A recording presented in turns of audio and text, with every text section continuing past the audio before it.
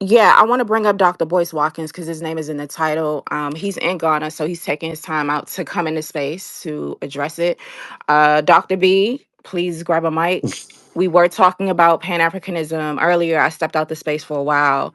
The question is, can you be pro delineation and Pan African? Of course, I said yes. Some people agree that that's possible, some people do not. I know you're on the continent right now, so would love to hear from you if you can come up. Hey, what's going on, everybody? Can y'all Hey hear me? Doc. Yes, hey Doc. Hey, how you doing, Hey, Doctor hey. Boy? All right, how y'all doing? Good to hear from you. Yeah, I didn't know. I mean, Jade sent me a text and told me, that everybody was having a conversation about this, and I'm really here to listen and learn and understand. I guess my tweet that I shared is part of what started the conversation, and I just want to say that that every opinion is respected, and so if my approach comes off harsh or like I sound disrespectful to anybody, that's not my intention. I'm just speaking my truth. I'm gonna say this. I think that when you really talk about Black Power and what it really means for us to really win, whatever that means for any of us, I keep it simple. It's like what I want for my people and for my family is I want that wealth. I want us to have I want us to be financially secure. I'm tired of us all having to go work for white people and shit like that. That is not impressive to me. That is not who we're supposed to be. I think it's disrespectful. It's very harmful to our mental health, our financial health. We can't get hardly nothing done because of that. Number two, I want us to have better relationships. I think that it's like there's a lot of fighting, right? A lot of just unnecessary fights with people maybe we shouldn't be fighting with. And what it does is it just breaks down relationships. Like I don't really want a brother to be my enemy. I want my brother to be my brother. So I think we can start where we can build as opposed to the things that we don't have in common. Also, even relationships between black men and black women, I think we can have healthy debates about that, but we got to understand that we're really talking about the survival of our people, the survival of our species. If black men and black women can't get together, then we will be annihilated, period. And we know the history in terms of how they have divided and conquered us. Everybody understands that. And then the third thing I really want for us, man, is like physical and mental health. They're giving us all this food that's giving us cancer. My mother just died of cancer. They're giving us this stuff, these crazy ideas that are disrupting our mental health, the stress every day of dealing with what we deal with in America. I think it just makes us crazy. It makes us crazy. And when we get crazy, when we don't heal, when we have all this trauma and it's pouring out, the more I'm reading about it, the more I realize that my trauma, I was heavily traumatized. I didn't even know how traumatized I was until until I got in my late 40s and I took a trauma test and my trauma was real high. And then I learned about things like trauma responses and how trauma can just make you want to fight people, because you've been fighting your whole life, right? So my opinion on that, I'll make it very simple in terms of why I made that comment about Ghana. Is because I really don't want to fight with another person in my community unless I have to. Now, I'm gonna stand on my ideas. I'm not letting anybody tell me to become somebody other than who I am. But look, whatever you are, whatever you believe, you can believe that. If you gay and I'm straight, I don't care. If you're a woman and I'm a man, okay, we got different points of view. If you're Pan Africanist or something else and I'm not, maybe we can figure out what we have in common, right? And to me, that's a very simple idea. And I know Malcolm X talked about that. When he talked about Democrats and Republicans and liberal, conservative, communism, Marxism, all that, he said we got to be black first, just black first. And black first means that to whatever extent we can. I know sometimes it's not possible. This is not. I'm not trying to be just like living in a fairy tale. I know sometimes people have differences and you can't avoid it. But black first means when I talk to you, my goal is to listen to you, understand you, respect you, and appreciate you, and then you reciprocate. And then even if we're different, we can appreciate each other. And I can tell you the truth. That's not something I would have bought into, say, 10, 15 years ago. One person I have never haven't agreed with for a long time is like Mark Lamont Hill. Me and Mark on really different pages, but I talked to Mark, and it was actually around the time my mother died. And I just told him, I said, look, I'm gonna give you unconditional apology for anything I've ever said to you that hurt you. And because I should not be fighting with you. I got bigger fish to fry. And I know we're never gonna agree on certain things, but you are not my enemy.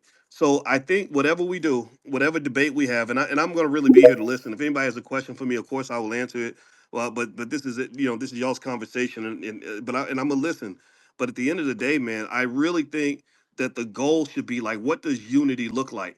Like, okay, how do we get past this? Because we know that this division's not winning. Like I didn't even know that I had to choose between being, FBA and supporting Africa. I look at it like I need allies. I don't think I have enough support in America. I see Africa. Africa's the richest continent on the planet, the richest continent on the planet. They got the more young people than any continent on the planet. Everybody else's population is dying. Africa's population is young. They got more resources than anybody anywhere else on the planet. They got some people that don't welcome me, that don't like me, but they got plenty of people who do like me and will work with me, right? So in my view, I think that we can have it all. You know what I mean? Like we can claim everything we're owed in America. We are owed reparations. We deserve to own these businesses. We should be taking control of our kids. We need black owned schools. We need black everything. We need to strengthen our families. But then to me, when you get that passport and you go around the globe and you know that you are not confined by Detroit or Chicago, you can go anywhere in the world. You'll be surprised how many people around the world will welcome you with open arms. And I just would encourage everybody to at least hear what I'm saying. You ain't got to agree, but I hope that everybody will hear it. I'm done talking. I appreciate y'all listening. Thank you very much.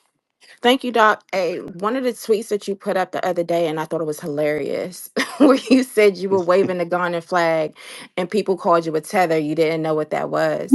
You said, apparently, my waving the Ghana flag led to some people calling me a tether. I don't know what that means. Can you say more? Yeah, I think I know what it means, but maybe you can help me get it more. I ain't had time to look into it.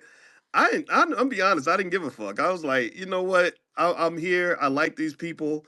I see the guy handed me the flag. I waved it, and to me, um, you know, I see a lot of. I'd rather wave that flag than wave an American flag. I don't hate America. I just don't feel like I mean Ghana ain't done nothing to me lately anyway. I mean we got the whole history with slave dungeons and all that, so that's a conversation. But really, to me, it was just waving a flag. I think sometimes we want to just fight because I think that we are pissed off for good reason. And when you feel that way, it's like the internet makes people crazy. I encourage it. You get on Twitter, you spend too much time on Twitter and all that. All the research shows that shit makes you insane. And so to me, I would say if you really want to make progress, not everybody wants to make progress. Some people just want chaos.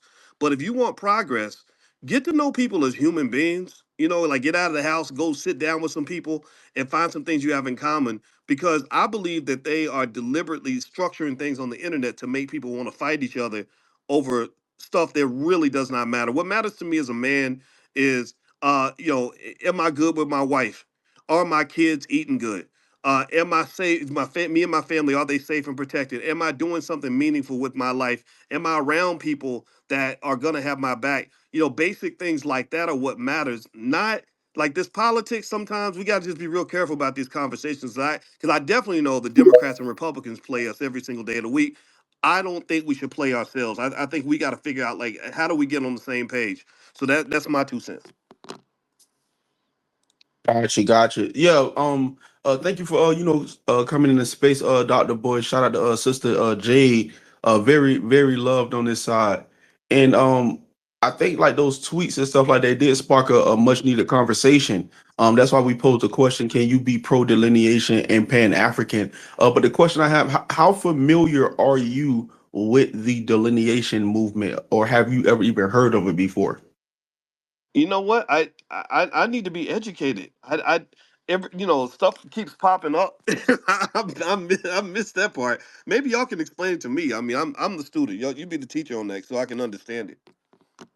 Okay, perfect. It just so happens we got our good brother Booby, aka the great delineator, on stage. Booby, would you mind helping the brother out with what the delineation movement is about, the origin of it, to try to bring the brother up to speed?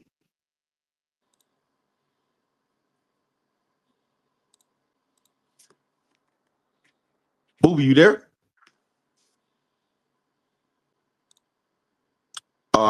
Maybe Booby might be. Booby, you there? Yo, yo, yeah, I'm really in the chair right now. I mean, I can real quick, and and brother Marco Beer and brother Mills, Snugsy, everybody can contribute to it. But just real quick to sum it up, real quick, delineation is all about just self-preservation of Black Americans, our identity, legacy, and culture. Not a lot of the bullshit, degenerate shit that goes on this Twitter app that you were speaking of, how it can make certain people insane. The honest truth of it is just preserving us as a ethnic group and a legacy in America that our people, our forefathers has built.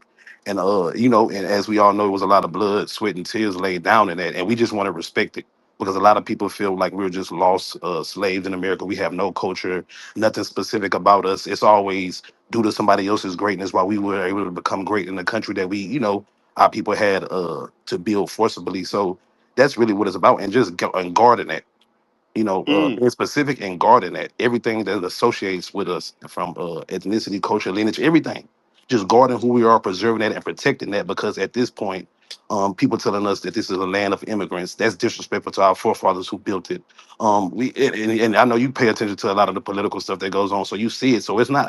I mean, yes, people can take it to an extreme delineation, but they only point the fingers on one side. They don't never look at, because basically the extremism is really a response, honestly, mm, because we've been dealing with a lot of negative stereotypes, coming from other groups for a long time. As Black Americans, descendants of free people enslaved in America, for a long time, we've been dealing with a lot of negative stereotypes, and they use a lot of the white supremacy tropes. We're lazy. We this. We have no culture. We have no foundation. Baby mamas, baby daddies. All they do is shoot, kill. They repeat the exact same stuff that Europeans been talking about us for a long time, and we're just finally coming to realize now. Of course, like you say, you have individual relationships that you can build upon, but collectively as a group, the reciprocation, how we have been putting out there over the decades since they've been coming over here, it has not been the same as a group. Not individual relationships, but as a group, you really can't name a outside group when it comes to us that really put their best foot forward when it comes to us, our collective population in America. I have never seen it. People could bring up mm. Kwame. I'm in a barbershop. Go ahead, y'all. Can I add to what the brother Booby Yeah, said? definitely, Mel. I just also wanted to point out, Mel, and Dr. Boyce, that Dr. Claude Anderson's work, a lot of the things that he's been talking about for decades, I feel like our generations are starting to catch up with right now as it pertains to our justice claims, the treaties, the money that we've been cheated out of, stolen labor, etc. But go ahead, Mel. Yes. So I want to add to what Booby was saying. Delineation. Delineation. We emphasize and outlines the uniqueness of Black Americans. Delineation prevents ethnocide and erasure of who we are and our contributions and accolades in America. If anybody can be an American, it's the Black American. The term African American is too ambiguous and it's too vague. The mayoral candidate, Zoran Mamdani, he identified as an African American in 2009. Uh, I know a lot of people might not agree to this, but the owner of this app, Elon Musk, he can technically identify as an African American, and delineation prevents that. We have a real Black American has centuries and generations of reclassification with the word Black. The embodiment of Black is Black Americans. We taught the world how to be Black. We have been labeled Black in America for over 235 years, since 1790, on the very first United States federal census, whether we were stolen from Africa or whether we were indigenous to this land. We got reclassified to Black. That was our ethnogenesis as an ethnicity on this soil, on American soil. So when I tweeted out that image of that picture, I wasn't denouncing the richness of the continent of Africa. I was just saying it's time to retire this misnomer and attach it to what we've always been since the inception of America, which is a Black American. I don't gotta, I'm not an FBA. I'm a Black American. I'm not an ADOS. I'm a Black American. To me, all these new names, it brings more confusion because I heard the brother Boyce say, he mentioned FBA. I think I heard him mention FBA. He got to choose from being an FBA or a Pan African. I could be wrong with the quote, but We don't got to be an FBA. We're Black Americans, the collective, the 60 million Black Americans in this country. What we all have in common is paperwork. We all have documentations that our ancestors were reclassified in the 1800s, in the 1830s, the 1850 United States Census. We all was black in this country. In 1790, if our ancestors were free, if we were free and part of the 13 colonies, on the head of the household section, it listed black. You know what I'm saying? So I'm just saying, delineation is guarding who we are, our history, our culture, our contributions, and our heritage. And shout out to brother Tommy for this space. Thanks for Linus for getting Boyce in here, and shout out to the tribe. This man, we've been doing this for years on this app, for years. You know, I think uh, I personally end up having an issue when they put anybody with dark skins, like say Kamala Harris, and expect us to automatically identify with that, or Barack Obama, or people that don't understand the Black American experience. And that to me has always been like a little racial loophole where they're like, okay, we don't want to fuck with Black Americans because we got too much baggage there, so we're gonna go get somebody from another country or somebody who doesn't identify with the Black experience, and we're gonna wave them in front of you and say, this is your guy, this is your woman." And so I think to me that's the benefit of that delineation. I think the delineation is important. It's necessary. Dr. Claude Anderson, that's my guy. And he's always spoken in favor of that. So I thank you for educating me on that. And I do agree with delineation. What I would encourage us to make sure we consider is that delineation does not automatically mean that we want to aim for unnecessary isolation. We live in a global society, and if you look at any powerful country on this planet, any powerful organization, one thing that those countries and organizations do is they coexist in a global society. Like nobody wants to be North Korea because North Korea is isolated. They don't. That's why they're poor. That's why they struggle. Is because they've either been isolated or they chose to isolate or both. I think that we can be connected, even using that term integration, which was a failed experiment in the United States. It was failed. It was terrible, but it wasn't failed because integration's a bad idea. It failed because we were integrated in a subordinated status. It's like starting a business with somebody where they say, "I get to run the business, but you got to be my employee." But a partnership with the world means I'm delineating who I am. I know exactly who I am. I'm claiming my space. I know the difference between who I am and who other people are. Like we know Elon Musk calling himself an African American. We know how fraudulent that is. Same thing with the guy in New York. But at the same time, I'm going to find ways to collaborate with people who have an overlap and alignment with what we're trying to do. Because the problem that Black Americans have, the biggest problem we have, is that everybody hates us. I mean, we have people. We're surrounded by enemies who were trained for 400 years to hate our guts and hate everything about us, misrepresent us, throw a bunch of bullshit on TV and say this is Black culture, just all that shit, and that just irritates the hell out of me. So we got to figure out, okay, as we delineate, who can we find some common ground with that can be among the allies that we can work with without necessarily saying, look, we're all the same, right? Like just because I'm partnering with you in a business doesn't mean we got to live in the same house or share the same woman or share the same bank account. It just means, look, I know that you and I have a lot in common. So to me, with Africa, for example, just going back to Pan Africanism, Africa dealt with colonialism, and there are millions of people in Africa who get it. You know what I mean? Like they understand who we're dealing with, who our common enemy is. And so I think delineation can coexist with Pan Africanism 100%. If I'm a Pan Africanist, that might mean, look, I identify and I connect with Black people around the world, but I know I'm a Black American. And I know if you live in Nigeria, you're not a Black American. You're Nigerian. You have your tribe. I'm Black, African, or whatever I want to call myself, right? Whichever label we choose. And I think that delineation can occur. And I think when we do delineate, my view is we got to really stand on that because especially the politicians, the Democratic Party, the corporations, they always want to do this. Like I had this fight back when I used to be at Syracuse where they would be like, "Oh yeah, we have a lot of diversity. We have so many black people that work here." I said, "What are you talking about? There ain't no black people here." And what it was every time they hired an African, they would say, "Look, we got another black person." And you and I both know that that's silly, right? So I think I'm in favor of delineation. I think when we do it, we have to be aggressive about it. Like I think that that's going to lead to uncomfortable conversations. Like you're gonna say, "Look, Kamala Harris, she's a great lady," or Barack Obama, if you believe he's a great man, that's cool, but he's not us. So promoting him does not mean you've chosen one of us because we know that you picked him because he wasn't one of us, right? So I like it. I'm gonna end on that point. I think pro delineation can work.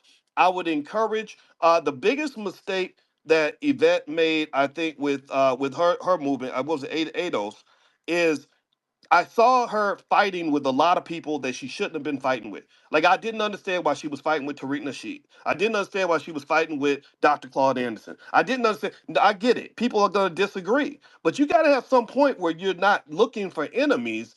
You want to look for some sort of common ground so you can really get some real power. Because that's our problem. We ain't got no damn power. So where are we gonna get it from? I think there's a lot of natural allies in the continent of Africa that we can work with. And also I hope everybody in here, whether you agree with me or not, I hope we can all be allies. Whatever you're doing, if I can support you, let me know how I can help because we're all in this shit together because we all know that man is going to try to have his foot on all of our necks. And if we don't find some way to connect and build that strength, then nothing will ever change. But that ain't what you've been Can I doing, ask you Boyce. a You've been question? problematic. You've been problematic towards Hold FBAs on, and Benji. They're Tariq. going live. Yeah, hold on 1 second. We definitely gonna have order in the room, family. We gotta have order. So we're gonna go by hand system. Remember, we gotta be respectful, and also remember that the brother Boyce Watkins, he did pull up. And that's honorable because a lot of times when people see that it's a lot of disagreement towards something that they said, their natural inclination is to say, all right, I'm running away from the smoke. So the brother did pull up. Everybody that is brought to the stage, y'all already know we rock with y'all. Y'all could definitely ask questions, but we got to do it in the best of manners. I don't have no problem with nobody in here being anti what Dr. Boyce Watkins tweeted, but we got to be respectful. This is a tribe space. Y'all know how we rock.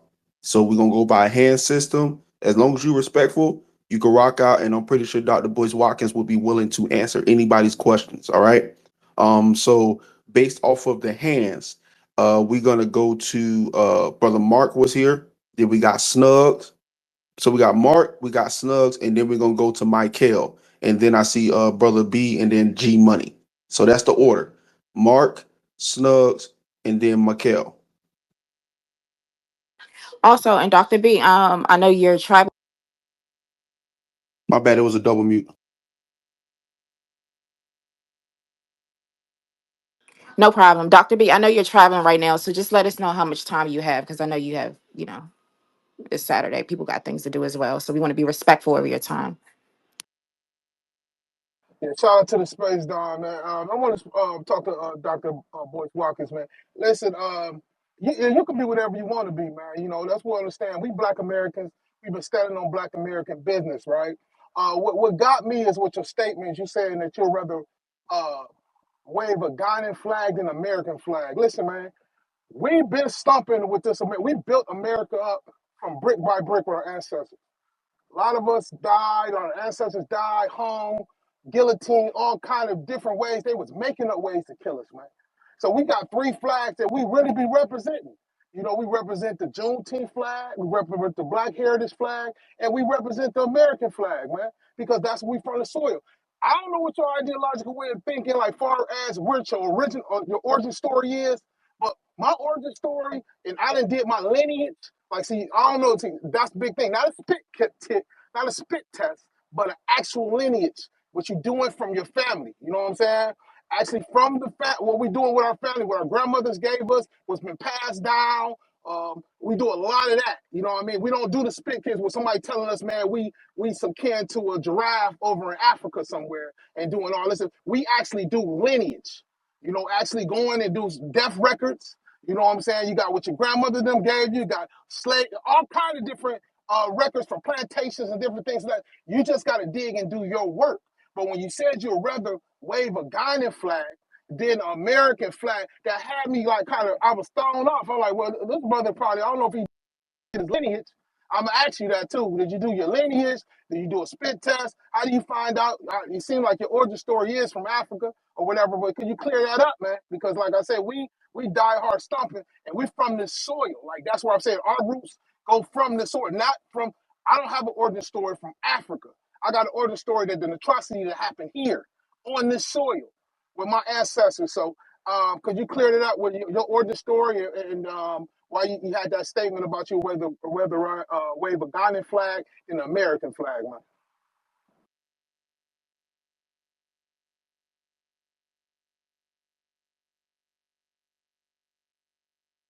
Dr. Boyce, I believe that question was directed towards you. Oh, sorry, my mic was off. Yeah, here's uh, first off, let me just say this. I might have even said that the wrong way. And I will give you the origin story, and then I will explain to you what my thoughts were at that moment. My origin story, straight up Black American. My name Boyce came from my great great grandfather, whose slave master gave him that name. So I have traced those roots. I'm a descendant of slavery and all this other stuff, right? So, um, I will say that you are correct 100%. That we have a birthright in America because we did build this country. We have sacrificed for this. My father went to Vietnam, and he's still fucked up to this day from stuff that he went through in Vietnam, Agent Orange, and all that shit. And so, to that extent, I agree with you 100% that this is ours. And every day of my life, my goal is to say, how do we go out and take what's ours? How do we learn that wealth? How do we get the education that? In fact, I don't even believe black children should be educated by white people. I think they're gonna, I don't care what black history they're teaching in a white-owned school. They're gonna do it wrong, and the only person qualified to teach a black child is a black person. Now, with that said, the reason that I'm going to be honest and I'm going to say I don't know you, I'll say this. I don't hate America. Um I love I love our claim to America. I love who we are in America. But there's nothing about that flag or the country or the way it was founded that inspires me. I get it, it's I don't stand up for the Pledge of Allegiance and get all excited about it. But I understand and I respect what it took to fight and defend this country. I respect every veteran. I'd never disrespect a veteran. And I'm not a person that runs around saying "Death to America." That would be stupid. But I know what they did to us. And I cannot. It's hard for me to sort those two things out. And so I think that the reason the same way you saw me waving the Ghana flag, I think I waved the Ghana flag because the time I've been in Ghana, I have not. I went, I think, about 5 days before I saw a single white person. And there's something about that just lifts the weight off your back. And even though I know every Ghana person is not in alignment with me or has a common history with me, I feel comfortable here. I like, being in the majority. I look at the black men here and I say, hey, brother, and they get what I'm saying. It's not like they look at me like, oh, who are you? What do you want? What I mean? They don't do that. So I just feel I feel more connection there. Like, so the way you saw me wave the Ghana flag, if somebody had handed me an American flag and said, here, wave this, I would not do that because that would make me feel like a sellout. It would. I'm not saying that America's all bad though. I think America has a lot of opportunity. We have a right to all of that. We earned that. They should pay us reparations for that. We should build wealth on top of that.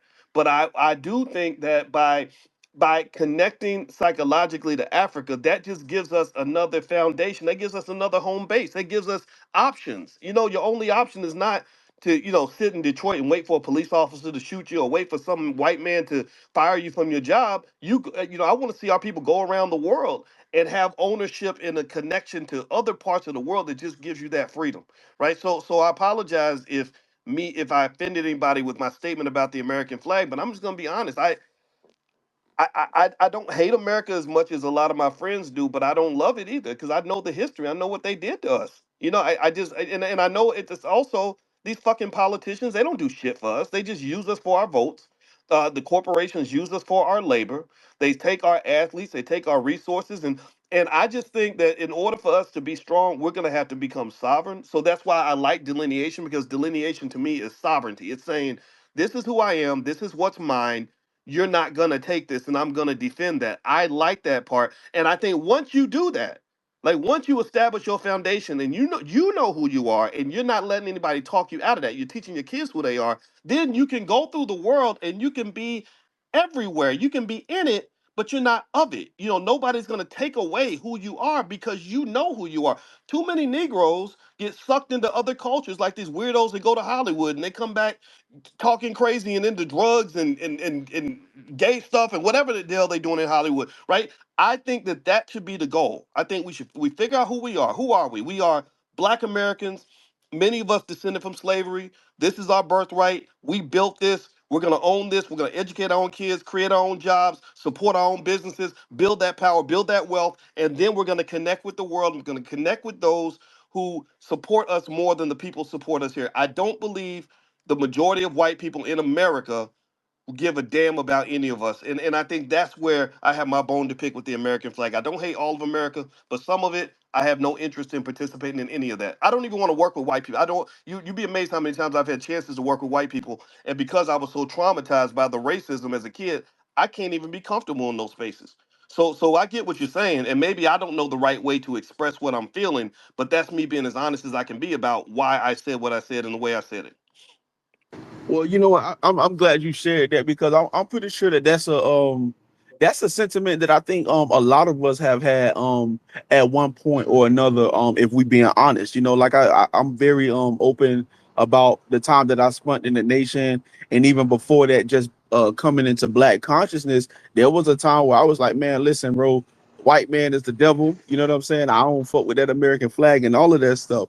And then the path that delineation has got me embarked on, I'm understanding more and more why Black American culture is so tied into this soil, and there is a sense of pride that I get in that. So while I can't fault you or any Black person for not wanting anything to do with America in the sense of how they treated Black people, I think that with the delineation movement, what we're finding out is that allyship sounds good in name, right? But we haven't been seeing the fruits bared around the world, meaning that we're over here in America, right? Right now, we're fighting for reparations. Many of us, we just don't see the evidence where our so-called brothers and sisters from around the diaspora are backing us up the way that they should, like the way Mm, that they came over here and they benefited and still benefit from the laws that our ancestors, like the Dr. Kings of the world and the Malcolm X of the world, fought and died for. They benefit from that. You know what I'm saying? And there's no type of like really appreciation. There's no type of respect on a grand scale. So that's where I feel like a lot of the frustration from a brother like a brother Mark or myself, or a lot of the brothers and sisters that are going to come up here and speak. That's where it's really coming from. It's not because like we initiate, like we got up one day and just said, you know what, fuck Africa and fuck all these other, all these other melanated groups. It's a frustration. And before I go to the hands, I love bringing up when Malcolm X said that hate produced. This is the delineation that delineation produced, because I'm pretty sure you know as well as anybody in this space that there have been a lot of negative tropes, negative stereotypes that other melanated people have put on Black Americans for no justifiable reason. But we got mm. but I believe that the order was Mikhail next, but I see Sonny in the space. I'm gonna go to Sonny first, and then it's on Mikhail, and then Snugs, and then G Money. Yo, peace, man. Shout out to the space. Shout out to you, Dr. Boyce, for pulling up for the conversation. Um, this is a tribe space. We have the tough conversations, whether we agree or disagree amongst each other. That's what we do here on Twitter Spaces. We have tough conversations. Um, I I've been I kind of been watching you off and on YouTube for a while now, and I know that you specifically sit down with Dr. Claude Anderson a lot and speak with him and chop it up with him. And to me, I'm gonna be honest. To me, Dr. Claude Anderson is the if we talking about master teachers, Dr. Claude Anderson is the top of the top master teachers. Nothing he said so far has been wrong. Everything he said has been proven facts. Everything he said in all of his books, he's 100 for 100 shooting from the field goal range. Nothing he said was incorrect or wrong. And I, I I think there's a reason why Dr. Claude Anderson doesn't get a lot of reverence that he should, and I think that that is because he specifically focuses on a specific ethnic group when he's speaking, when he's talking, when he's doing these lectures, when he's writing his books. He's specifically talking about a specific and unique ethnic group here in America, which is us, the Black Americans, the people who built this country from scratch, from the ground up. And I don't, I think if he was a little bit more open, as far as like embracing and speaking to other people, he would be accepted more with open arms. Now, and I heard you speak about as far as like the American flag. I don't. I don't expect, for me personally, I don't expect anybody to like wave the American flag happy and proud if that's not what you want to do from a Black American experience, because we got a whole different experience with this country. So whatever our gripes is with this country, that's between us. I don't know how that falls for other people, because other people come here for opportunity that's handed to them that's not specifically handed to us. And I'm not, advocating that people, like I said, be like waving the American flag in a patriotic level, but I don't think it should be pushed back either if Black Americans want to do that as well. You shouldn't be labeled a coon. We got over 50,000 patents. Our blood is soaked in this soil, in this land, in this flag, like the great sister, the iconic Fannie Lou Hamer has spoken about. And other people do not receive pushback when they wave their own flag. In their home countries, they have corrupt governments too that do fucked up shit to their people too. So it's all across the world, where people are dealing with corrupt governments in their homeland, but people are allowed to wave their flags, go to different festivals, parades, and dance in the street and eat popcorn and jump it down. And it's not met with the same vitriol or negativity from them, even when they doing it in a whole different country. But we're as far as Black Americans, we're not allowed to embrace that. So I do see a turning of the guy where we are becoming a little bit more, patriotic as far as Black Americans embracing what we built here, not necessarily embracing our government and loving our government and our corrupt leaders, but what we built here, what we done here, has been phenomenal within the past 400 to 500 years, or whatever time frame we talking about. So I really just wanted to hone in on that.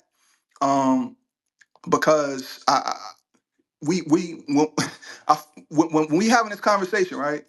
We and you know this too, Dr. Boyce. You've seen within the past year that people question Black Americans. Do Black Americans have a culture?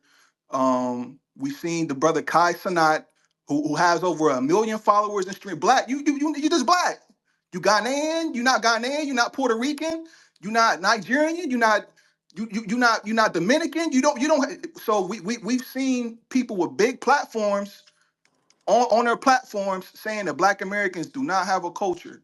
And now we are seeing today, in today's time, that Black Americans are no longer tolerating disrespect like that. When we start questioning, I'm out the lane where I know I'm long winded, but when we start questioning who's the sole creators and the sole founders of hip hop in 2025, and now we don't know who created hip hop, we scratching our head, we walking around, trying to quantify who did this.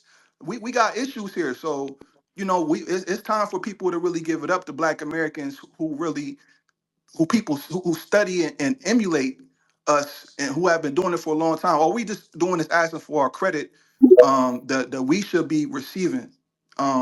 And we're also gatekeeping our culture.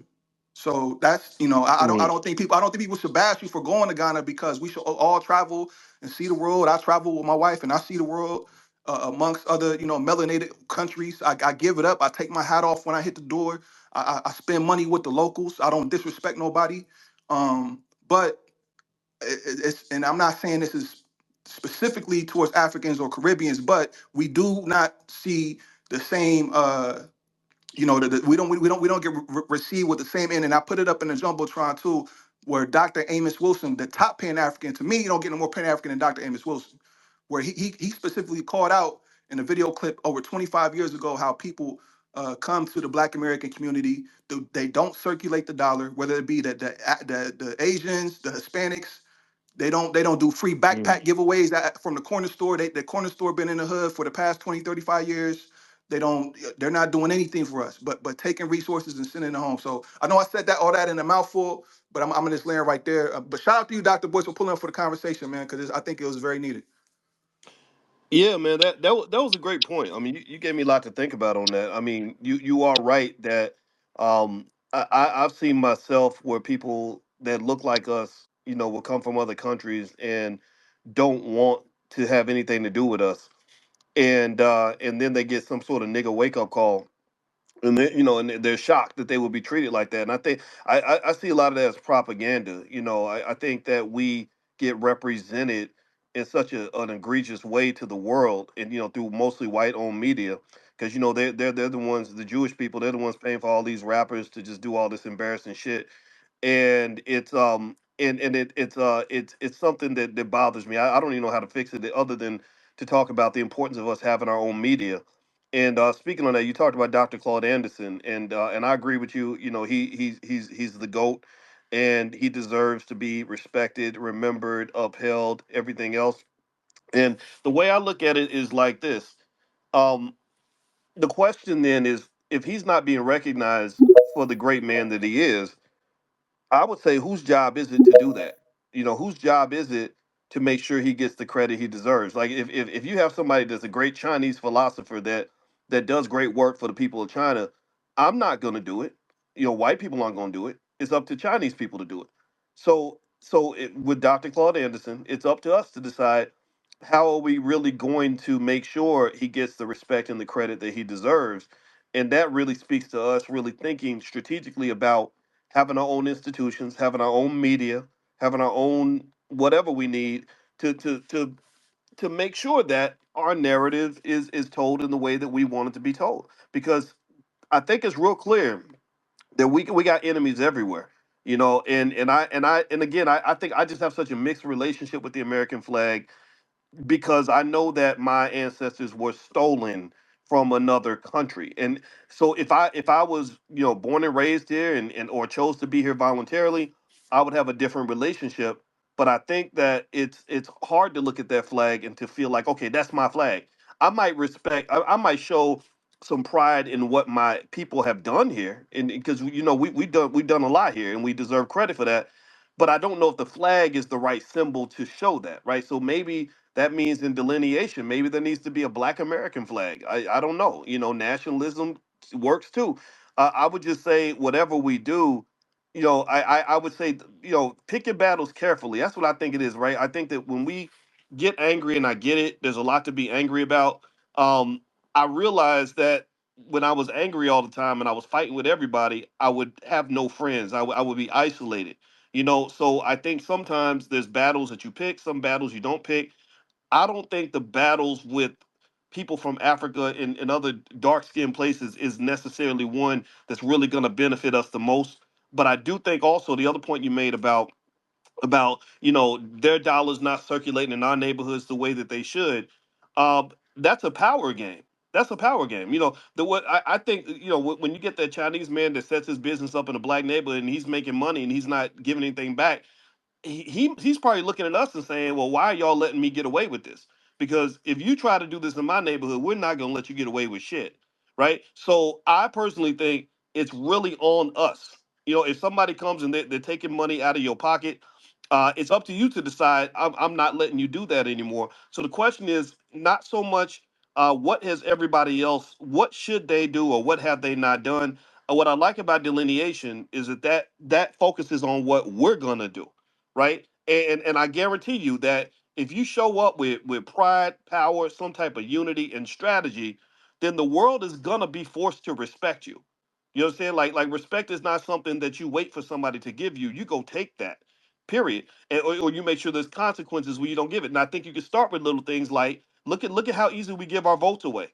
All they gotta do is come and eat chicken in the church and scare the shit out of us, and we go vote for whoever they tell us to vote for. No, no, that's bullshit. No, they should be earning your vote. Same thing with your money. Look how easy it is to get our money, right? No, you gotta earn my money. You gotta earn my labor. You gotta earn my attention. You gotta earn those things. If I'm not getting something back in exchange for what I'm giving you, then you're not going to receive that. I'm gonna give it to somebody who has the same love for me. So when it comes to the relationship with Africa and Ghana and all that, I get it. I saw the whole year return and everything, and I know what they're doing. They're running the business basically. It's part of it's real, but part of it's like African Americans are rich. So we're gonna get these rich African Americans to come over here and give them something they've never had, which is validation. We're gonna give them some love that they're not receiving at home, and so we're gonna fill the emotional void that comes with being black in America because we are left as empty cups, and they're gonna pay us to do that. Okay, I get it. That's the hustle. It happens all the time. But then at some point you establish some sort of trade relationship, right? Like, so for example, I saw the brothers from Earn Your Leisure. I don't know them that well, but I know them enough to respect what they're doing. I see them over there trying to make investments, buy some cheap land, start businesses there. I think that that's a great way to establish the back and forth, right? Somebody getting something from you is not the crime, right? Somebody using you is not the crime. The crime is when you're not using each other, right? Like my wife uses me, I use her. We use each other. That's how you form a reciprocal relationship, which is trade. Trade is the key to wealth. So the question is, at the end of the day, who are we going to trade with? Who are we going to form relationships with so that we can delineate, hold our ground, respect what's ours, and then form a healthy back and forth that's going to work with reciprocity. Dr. Claude Anderson loves to use that term reciprocity because I know, for example, in politics, reciprocity does not exist. They come in, they tell you what to do, and you do it, and you don't ask no questions, and that is bullshit. I'm done. Thank you. I appreciate that, brother. Real quick, Tommy, Dr. Boyce. So we do have a flag, a Black American Heritage flag. I don't know if you could see the co-host Mel, but he has a picture of that in his profile pic. And we had that. It's been created since 1967 from Melvin Charles and Gleason T. Jackson, and it's an ethnic flag. We chopped it up with the daughter of the creator of the flag, Melvin Charles, Miss Joy. We talk to her on a regular basis, and this is a flag that was created in 1967 that specifically represents us as an ethnic group.